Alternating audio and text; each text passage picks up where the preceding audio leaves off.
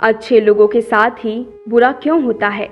मित्रों, आपने भी ये देखा या फिर महसूस किया होगा कि आपके आसपास जो व्यक्ति धर्म, कर्म और पूजा पाठ में लीन रहते हैं, हमेशा दूसरों की भलाई करते हैं, उन लोगों की जिंदगी खुशहाल नहीं होती जितना कि दुष्ट और अधर्मी लोगों की होती है।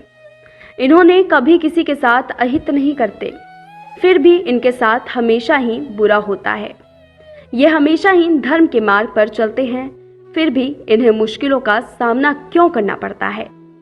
ये देखकर आपके भी मन में ये सवाल जरूर उठता होगा कि आखिर अच्छे लोगों के साथ ही बुरा क्यों होता है, जिसका वर्णन भगवत गीता में श्री कृष्ण ने विस्तार से किया है।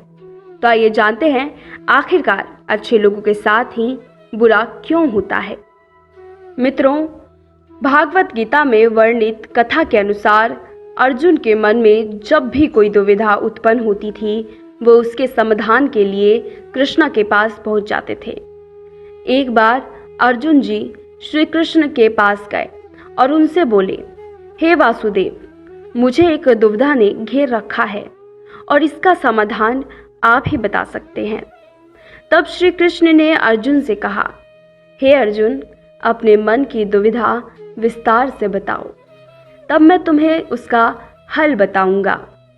तब अर्जुन ने पूछा कि हे वासुदेव, जो इंसान सबका भला करता है, जो इंसान अच्छा होता है एवं सदैव धर्म के मार्ग पर चलता है, उसे ही हमेशा मुश्किलों का सामना क्यों करना पड़ता है? हमेशा उसके साथ ही बुरा क्यों होता है? अर्जुन के मुख से ऐसी बातें सुनकर श्री कृष्ण मुस्कुराते हुए बोले, हे पार्थ, मनुष्य जैसा दिखता है वास्तव में वैसा कुछ नहीं होता, बल्कि अज्ञानतावश वह सच्चाई को समझ नहीं पाता। श्री कृष्ण की बातें सुनकर अर्जुन हैरान हो गए और बोले, हे नारायण, आप क्या कहना चाहते हैं? मेरी समझ में नहीं आया।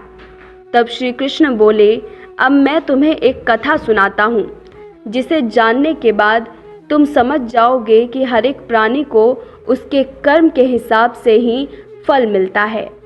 अर्थात जो बुरा कर्म करता है उसे बुरा फल मिलता है और जो अच्छा कर्म करता है उसे अच्छा फल मिलता है, क्योंकि अच्छे कर्म और बुरे कर्म तो मनुष्य पर निर्भर करता है।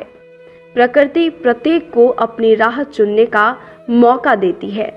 अब इसका फैसला करना कि वो किस राह पर चलना चाहता है, ये व्यक्ति विशेष की इच्छा पर निर्भर करता है। फिर कथा सुनाते हुए श्री कृष्ण ने बताया, एक नगर में दो पुरुष रहते थे। पहला व्यापारी, जो बहुत ही अच्छा इंसान था, धर्म और नीति का पालन करता था, भगवान की भक्ति करता था और मंदिर जाता था और गलत तरह के कामों से दूर रहता था।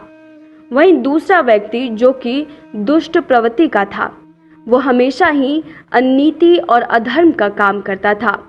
वो रोज मंदिर से पैसे और चप्पल चुराता था, झूठ बोलता था और नशा करता था। एक दिन उस नगर में तेज बारिश हो रही थी और मंदिर में कोई नहीं था। यह देखकर उस नीच व्यक्ति ने मंदिर के सारे पैसे चुरा लिए और पुजारी की नजरों से बचकर वहां से भाग निकला। थोड़ी देर बाद जब वो व्यापारी दर्शन करने के उद्देश्य से मंदिर गया तो उस पर चोरी का इल्जाम भी लग गया। वहां मौजूद सभी लोग उसे भला बुरा कहने लगे। उसका खूब अपमान हुआ। जैसे तैसे करके वह व्यक्ति मंदिर से बाहर निकला और बाहर आते ही एक गाड़ी ने उसे टक्कर मार दी। वो व्यापारी बुरी तरह से घायल हो गया। उस वक्त घायल व्यापारी के सामने उस दुष्ट को एक नोटों से भरी पोटली हाथ लगी। इतना सारा धन देखकर वह दुष्ट खुशी से पागल हो गया और बोला कि आज तो मज़ा ही आ गया। पहले मंदिर से इतना धन मिला और फिर ये नोटों से भरी पोटली। दुष्ट की यह बात सुनकर वह व्यापारी दंग रह गया। उसने घर जाते ही घर में मौजूद भगवान की सारी तस्वीरें निकाल दी और भगवान से नाराज होकर जीवन बिताने लगा। सालों बाद जब उन दोनों की मृत्यु हो गई और दोनों यमराज के सामने गए तो उस व्यापारी ने नाराज स्वर में यमराज से प्रश्न किया कि मैं तो सदैव ही अच्छे कर्म करता था, जिसके बदले मुझे अपमान और दर्द मिला, और इस अधर्म करने वाले दुष्ट को नोटों से भरी पोटली आखिर क्यों? व्यापारी के सवाल पर यमराज बोले, जिस दिन तुम्हारे साथ दुर्घटना घटी थी वह तुम्हारी जिंदगी का आखिरी दिन था, लेकिन तुम्हारे अच्छे कर्मों की वजह से तुम्हारी मृत्यु एक छोटी सी चोट में बदल गई। और इस दुष्ट व्यक्ति के बारे में जानना चाहते हो? इसके भाग्य में राजयोग था, जो कि इसके दुष्कर्म और अधर्म के कारण एक छोटे से धन की पोटली में परिवर्तित हो गया। इस कहानी को सुनाने के बाद श्री कृष्ण ने अर्जुन को समझाया कि भगवान हमें किसी रूप में देते हैं, हमको इसे समझना बहुत ही मुश्किल होता है, परंतु यह सत्य है कि भगवान हमेशा अच्छे और बुरे कर्मों का फल जरूर देते हैं। अतः व्यक्ति को जीवन में आने वाली परेशानियों से घबराना नहीं चाहिए, बल्कि व्यक्ति को सदैव अच्छे कर्म करना चाहिए, क्योंकि उनका फल किसी न किसी रूप में उन्हें जरूर मिलता है।